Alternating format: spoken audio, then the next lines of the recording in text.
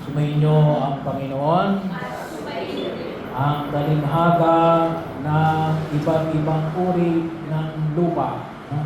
Ang kalinhaga ng mga hasip na nagpapahayag, no? Kung tayo po nakasisimba every Sunday, no? Last 2 Sunday, no? Kasi yung nakaraang linggo ay tungkol ng trigo at ng damo, no? So, bahagi nito kailang yun yung pangatlong uri ng lupa, no? So, pinapamanin yung alin. Yung una ay alin, yung generosity ng mga hasip. So,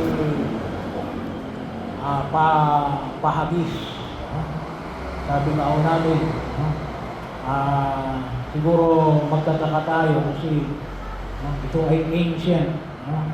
Agriculture, no? Ang tinatanim ay trigo, hindi yung palay. Yung palay ay tubig, no? Bagaman ng unang panahon, no? Nauso rin yung iniasip ng palay, no? Kaya patubig. Yung trigo ay kasi ay kalimitan na tinatanim niya saan? Sa mga tigang na lupa, no? So, bahagi yun. Kaya historically yun, no? Yung panahon ng Kastila, bago dumating ang mga Amerikano, no? Ay yan, sarili nagkaroon ng triguhan dyan, no? Kaya nung dumating ang mga Amerikano, ay tumigil. Bakit? Kasi nung panahon ng Kastila, it will take 1 year, no? Para makabalik mula sa Mexico yung galleon trade. Kaya napakatagal. Nauso na sa atin ang pandesal, no? So kaya nakapagtanim diyan sa Lili, no? Kaya lang, nung dumating ang mga Amerikano, ay nauso na yung steel engine, no? Kaya hindi na naging profitable yung pagtatanim ng trigo, no? Mas akma sa atin yung pagtatanim ng palay. Pero yung ancient na pamamaraan, anong ginagawa rito? Iniaagis. Pagkatapos kakalamang binubungkal. Tayo baliktad.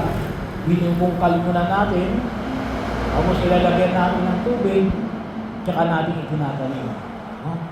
Sa kanila, iniaasik, tsaka lamang binubungkal. Pero yan ay bahagi no? Na makita natin siya, baka magtaka kayo. Bakit pati sa daanan napunta, no? Yung mga trigo, bakit sa batuhan napunta? Kasi no? Iba yung pamamaraan na nakita natin. Ito ay pagtatanim ng trigo. Pero ito'y kumikilala saan? Sa ibang uri ng lupa. Na kung doon siya ay makita natin yung mga nasa daan. Ano yung mga sa daan? Ito yung mga tigang, no? Kasi apak-apakan na, no? Ito yung mga puso mabigas, no? Mga sinikal, no? Mga wala nang pakialam tungkol sa pananampalataya. So bahagi yun. At ito rin yung mga pagkawalan natin mga pusong subatan, no? Gawa ng kanilang karanasan tungkol sa mga bagay na maka-Diyos, no?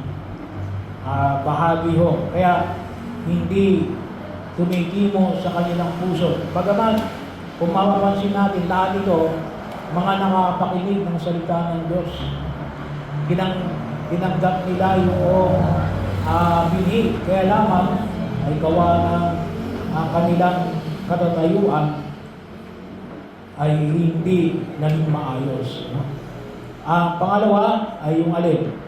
Yung sa batuan, no? Ito yung mga pagtawagin natin ay mga mababaw, no? Mababaw na mga lupa, no? Mababaw ang mga puso, no? Kaya anong sabi nga dito? Pagdating ng mga pagsubok, no? Tuwang-tuwa ng tinanggap ng salita ng Diyos, kaya pagdating ng pagsubok, no? Bigla rin namang nawala. Ito yung mga kung tawagin natin mga mararamdamin, no? Bahagi. Pangatlo ay yung mga masadawa, no? Mga damo, sinisitil. Ito yung mga, sabi natin, nalilibang sa mga alalahanin ng daigdig na ito. No? Lalo-lalo na ngayong panahon na ito, no? Ay marami ngayon ang nalilibang sa mundong ginagalawan natin. No? Maraming ginagawa. No? Kaya kung minsan, pag sinabi mo, ba't hindi ka nagsisimba? No? Maraming ginagawa. No? Nakakalimutan ng Diyos. No? Sa mga bagay na makamundo, sa mga bagay na kundusin na hindi makatulog. At yung pangapat ay yung tinatawag natin na mabuting lupa, mabuting puso, na namumunga ng taga-30, taga-6 na po at tig-iisang daang uhay, butil bawat uhay. No? So bahagi yun na kung saan nawa tayo ay maging mabuting lupa. No? Kung ditusin nga sa ating buhay, no, ay magkakasama yung 4. No? Kaya lang, ating pag-inilay ulit, kung natin ay generally, anong klase ng lupa tayo? Or anong hamon ang hinaharap namin sa daigdig na ito? Para makita natin kung anong klase na dapat natin bigyan ng diin para patuloy tayo mamunga ng masagana. No? Baka may kinakailangan tayong bubong kaling. No? May mga batong kinakailangan tayong alisin. May mga dawag na kinakailangan tayong bunutin para umunlad yung paanyaya na itinahay ng buong kapal. At marami yung pamamaraan, pero hayaan nyo na yung pamamaraan ni San Ignacio ng Loyola. No? Sino si San Ignacio ng Loyola? Sino po?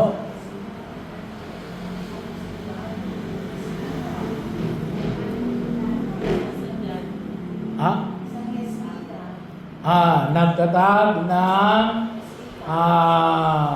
kongregasyon ng mga Jesuita, no? Yung kongregasyon ni Pope Francis, no? So bahagi ho, magkakataon, no? Jesuits.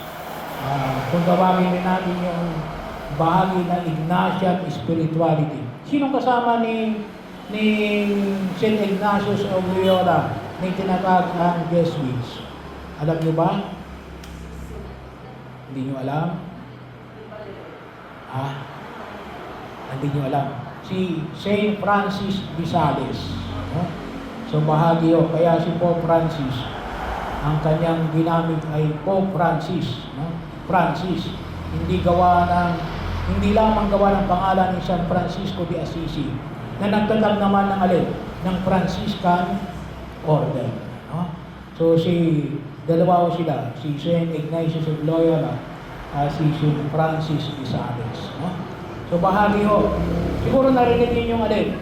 Yung tinatawag na Ignatian spirituality. No? Kami yung kalimitan mga pare. Yung tinatawag kami nung una, kalimitan ha, hindi lahat. Kalimitan ng mga pare ay yung nagdaan ng tinatawag natin 30-month retreat. Isang buwan na retreat. Yun ay Ignatian spirituality. Ang maaaring narinig yung salitang examination of conscience. Alam niyo naman siguro, examination of conscience. Mayroon din si Ignatius of Loyola. Ang tawag naman sa kanila ay conscience examen. So, bahagi ho. Kinakailangan yung pagninilay ng sarili. Well, hindi naman kinakailangan na 30 days retreat. No? Pero papaanyaya na alin. Makita natin na may panahon tayo ng katahimikan. Magkaroon tayo ng panahon ng katahimikan, maingay sa tabi. Ay sana po ay inside. Ay magkaroon tayo ng panahon ng katahimikan. Alam nyo, ngayong panahon na ito, nakapunta na ba kayo sa seminaryo? Dito sa seminaryo natin, San Pablo. Kasi nung una ako kasi dyan, tahimik na tahimik. Ang kalimitan kapag may mga bisita roon, kalimitan sinasabi, nakakabinging katahimikan. Kapag hindi ka sanay ng katahimikan, mabibingi ka sa katahimikan. Pero napakahalaga po yung moments of silence. No? Kasi yung panahon na kung saan kinakailangan tayo magnilay. No? Kinakailangan natin magnilay para mabungkal ang lupa. No? Magkaroon tayo ng examination of conscience. Yung consciousness examine, kasi yung examination of conscience, kapag sinabi natin examination of conscience, yung sa 10 utos ng Diyos, no? Ipapaalala sa iyo, no? Ikabay lumabag sa 10 utos ng Diyos. Yung consciousness examine, not necessarily about 10 commandments, pero yung consciousness examine natin, maging conscious ka, kinakailangan mo examine mo yung consciousness mo, no? Naging conscious ka ba? Naging conscious ka ba na alin? Halimbawa na lamang ay pagkilos na alin? Na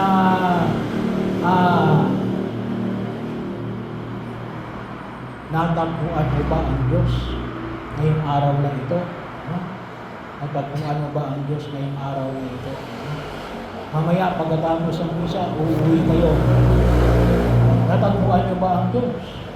May sinabi pa sa inyo ang Diyos? No?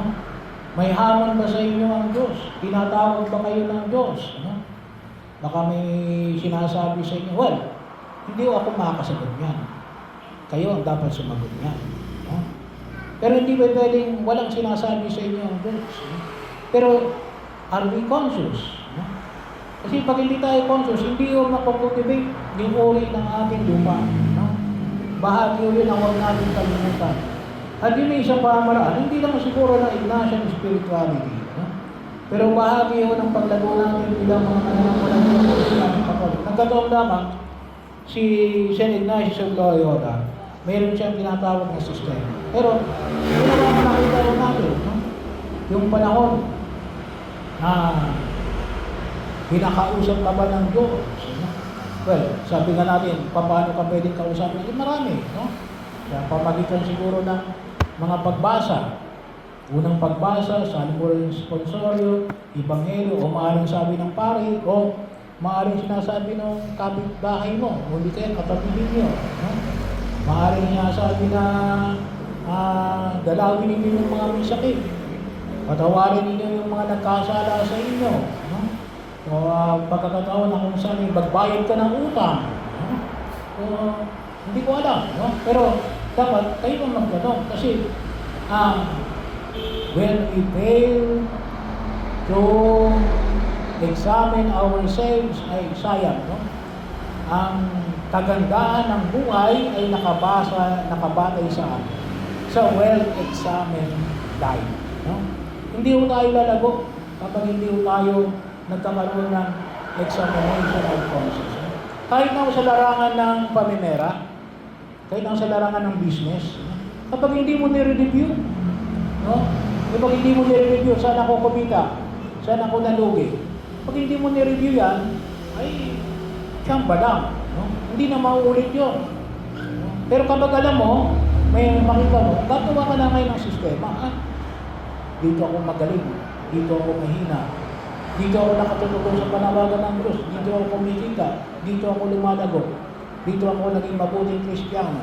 Dito ako naging tunay na tagasunod ng ating Panginoong Jesucristo. At naging bahagi yan ng ating paglago bilang mga tagasunod ng ating Panginoong Jesucristo, katulad ni San Ignacio ng Loyola.